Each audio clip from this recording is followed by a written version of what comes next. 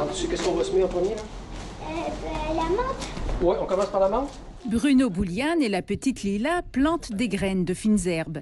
La famille cultive un potager dans sa cour depuis plusieurs années, mais c'est la première fois qu'elle expérimente les semis intérieurs. Confinement oblige, j'avais du temps pour travailler à la maison, pour faire des semis à la maison avec les enfants.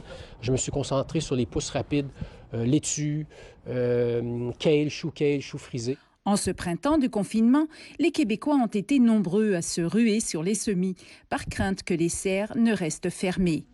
Les entreprises qui en vendent ont été littéralement dévalisées, avec notamment explosion des commandes par téléphone et en ligne. Ça a décuplé, c'est l'explosion.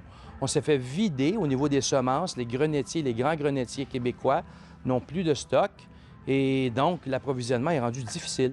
On a reçu autant de commandes en un mois que toute l'année complète l'année passée. L'engouement pour les potagers s'inscrit dans le mouvement du développement de l'autonomie alimentaire, un mouvement accentué par cette crise du coronavirus. Et le retour aux sources, les gens veulent faire leur potager, ils veulent partir leurs propres légumes, ils veulent choisir lesquels. Et là, le phénomène va vraiment être là pour durer et se prolonger pour les prochaines années. Il y a une ruée vers devenons un peu plus indépendants, moins dépendants des magasins, de l'importation, des grandes surfaces. Donc, une espèce de retour au savoir-faire artisan un peu de nos ancêtres, de nos parents, de nos grands-parents.